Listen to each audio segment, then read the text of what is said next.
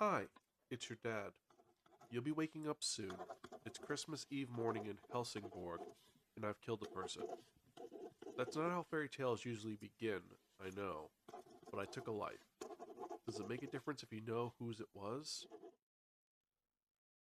That's the first line of this book, and it's lying to you.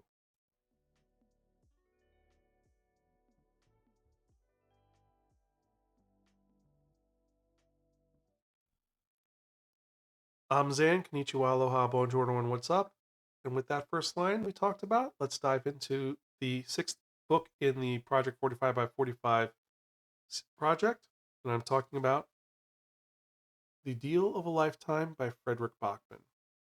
Now, this is a short novella by Fredrik Backman, the author of Anxious People, Bear Town, and most famous, My Name is Ove, which was adapted to My Name is Otto, which is a wondrous story. His books take place generally in Norway, in Helsinki, various locations. And it's one of those ones which fits so well the situation of what's going on. And, well, let's actually get to what the story is about, because this is the story of a father writing a note to his son that he hasn't seen in years. And this is the first time they're talking, first time in years. It's him telling him a story. That this story that has to be conveyed before it's too late. About a courageous young girl in a hospital. About a woman that he sees constantly who has a gray sweater on. And his thoughts about life in general. This is a story which is poignant about finding out what's truly important in life. It's a story which is simple. Like I said, opens up literally with him writing to his son about a situation and what happens in it. Since this is only 68 pages, I'm not going to spoil anything. I'm not going to really talk too much about it. With the exception of the fact that this is a man who is very different than what you'd expect. He is not your typical wonderful protagonist who's there to save the day and be there. He's a man of principle, a man of money and wealth, and a man who doesn't see life as it is. When he first talks to his son, one of the first lines that he says to him, which is kind of tragic, is very simple. He says, I tried to make you tough. You ended up kind. Because he doesn't realize that his son is so different than he is so caring. He brings up that he tried to teach him how to play poker. And his son went on an amazing winning streak. And eventually it was, I had enough. And he uses the money to do something truly noble. And he never gambles again. And his father cannot understand that. The man, our narrator, doesn't understand why you wouldn't go for all the money. Well, I've worked so hard for this. I've done that. And that is his thoughts about it. But he discovers life is more than that. And that is what this is. This is not a story which is going to be an amazing adventure across time. No. It's an intimate story about a man who is coming to terms with his mortality and then doing something which is truly noble. But it's him also going over his beliefs and his thoughts. And like the other big quote from this book, which really sticks to me in this, is his original thoughts about life, which is so contradictory to what he does. And that's simply happy people don't create anything. Their world is one without art and music and skyscrapers, without discoveries and innovations. All leaders, all of your heroes, they've been obsessed. Happy people don't get obsessed.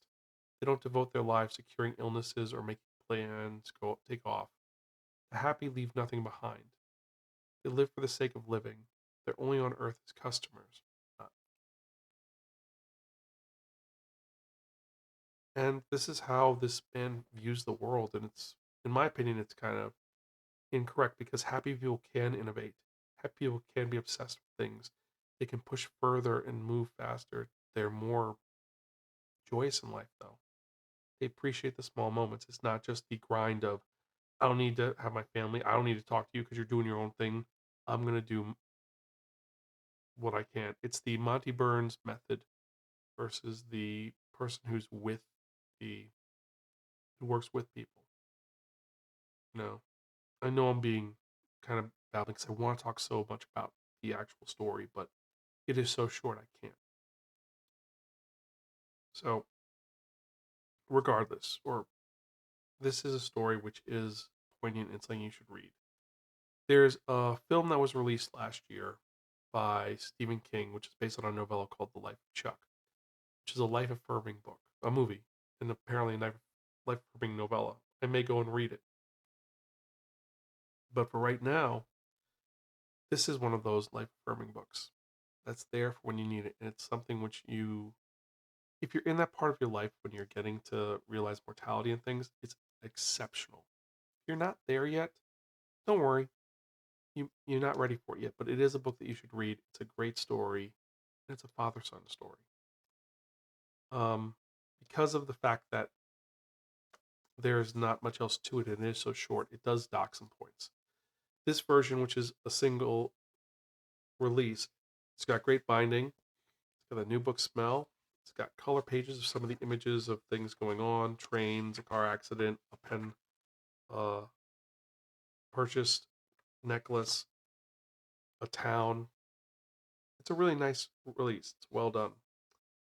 However, is it worth it? Is it amazing? Is it great? Where do I put it on our rating system? Well, pretty simple. I'm going to give this a borrow from a friend and don't return. It's a tender, urgent reminder to cherish your people and use courage before the moment passes, because that's the moment that defines you. Because in one moment, your life can change because of what you do, what happens, how you make it done. It's a really good story that you should read. Should you own it? Well, if it was part of a collection, yes, but as a single, it's a little expensive. I will say this, there is a Twilight Zone episode called A Deal of a Lifetime that feels very similar to this. And if you haven't watched it, it is exceptional. But I digress. So, what's going to happen next with the 45 by 45 project? Well, the next book has been assigned and we're going in alphabetical order. So, next is going to be an author whose last name is C. What I've decided to do is I am choosing, well, a certain author who wrote a very famous series about several different districts fighting for their lives. Yes, we're talking about Hunger Games by Collins. I've actually never read it before. When it came out, I was a huge proponent of the Battle Royale thing, where Battle Royale was the true first one. Everyone's like, oh, Battle Royale is just a ripoff of Hunger Games, but Battle Royale came out first. And I dug my heels into the ground because I was like, I'm not going to read this.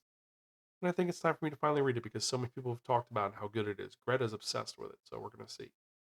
She said it's a really good series. It's going to be poignant and happy. And I've come to realize that it's just another version of The Deadliest Game. So is it going to be good? Is it going to be bad? We're going to find out as I finally read about Katniss Everdeen. So stay tuned for that. Anyway, as usual, I'm your host, Zan. I'm Gonzville. Catch you guys next time. And as always, keep reading books. See you later.